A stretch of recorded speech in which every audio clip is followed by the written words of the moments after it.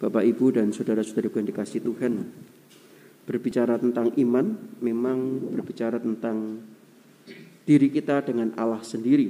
Memang iman bersifat personal antara manusia dengan Allah sendiri. Namun kalau kita bicara soal beriman, tentu tidak bisa sendirian, ya.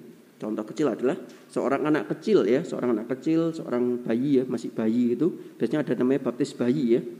Dia tidak tahu tentang Yesus, dia tidak kenal Yesus, namun ia dibaptis ketika dia masih bayi. Kenapa?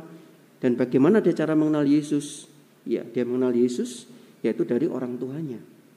Ya, ada orang lain yang memberitahukan tentang Yesus kepada dia. Begitu pula kadang-kadang kita yang baptis dewasa pun juga pertama-tama mungkin tidak mengenal Yesus, tidak tahu Yesus itu siapa.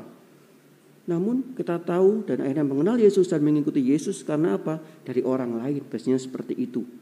Ya, ada yang satu dua yang dari mimpi, ya, dilihati oleh Yesus dan sebagainya, tapi kan itu sangat jarang sekali. Namun kebanyakan adalah entah dari teman, entah dari pasangan, suami atau istri, entah dari sahabat, entah dari mantan pacar dan sebagainya, mengenal Yesus. Saudara-saudaraku yang terkasih dalam Tuhan, artinya orang beriman perlu kerjasama orang lain. Bacaan Injil pada hari ini kita melihat bagaimana orang yang lumpuh tadi, ya, dibawa kepada Yesus. Dia tidak mengatakan apa-apa. Orang lumpuh tadi tidak mengatakan apa-apa. Artinya tidak minta Yesus supaya menyembuhkan dia, tidak. Namun orang-orang yang membawa orang lumpuh tadi, mereka percaya kepada Tuhan Yesus. Mereka yang beriman kepada Tuhan Yesus. Mereka yakin bahwa Tuhan Yesus mampu menyembuhkan si lumpuh itu. Maka mereka sampai menjebol atap, bisa dibayangin aja ya, menjebol atap rumah itu, ya, untuk membawa si lumpuh itu kepada Yesus. Artinya di sini apa? Artinya mereka itu sungguh-sungguh beriman kepada Yesus. Sungguh-sungguh percaya bahwa Yesus mampu menyembuhkan orang yang lumpuh tadi itu.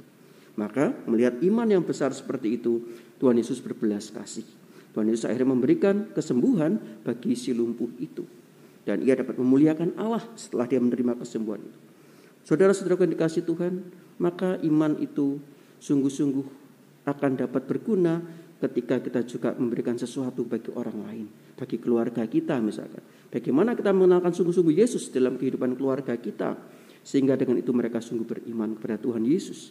Dengan anak-anak kita misalkan, bagaimana kemudian setelah dibaptis, kita mengajak anak-anak kita ke gereja, kita mengajari mereka untuk berdoa yang benar, kita mengajarkan kepada mereka untuk bagaimana membuat tanda salib yang benar, dan mengikuti dan mengenal Yesus. Maka iman itu memang harus juga diajarkan oleh orang lain. Juga demikian lebih besar lagi dalam hidup kita sebagai gereja, sebagai persekutuan umat Allah. Kita sungguh-sungguh di sini saling meneguhkan, saling menguatkan satu sama lain. Sehingga dengan itu iman itu semakin bertumbuh. Dalam gereja itu pun iman itu akan semakin bertumbuh. Jangan sampai ketika keluar dari tempat ini, pulang dari perayaan Ekaristi, kita nggak menemukan apa-apa, nggak mendapatkan apa-apa. Namun ketika kita mendapatkan sesuatu dari tempat ini, ketika kita sungguh-sungguh mengalami pertumbuhan iman, itu hal yang sangat baik.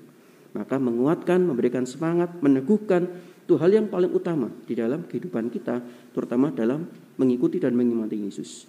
Maka saudara-saudara yang dikasihi Tuhan, mari kita ingin satu sama lain, entah dalam keluarga kita, dalam pekerjaan kita, dalam karya-karya kita, dan juga dalam hidup menggereja kita ingin semakin lebih mengenal Yesus, mencintai Yesus, dan kita juga ingin semakin meneguhkan sesama kita untuk semakin mengenal dan beriman kepada Yesus, sehingga dengan itu kita dapat semakin memuliakan Allah, karena Kristus sendiri adalah jalan kehidupan dan kebenaran bagi kita yang percaya kepadanya.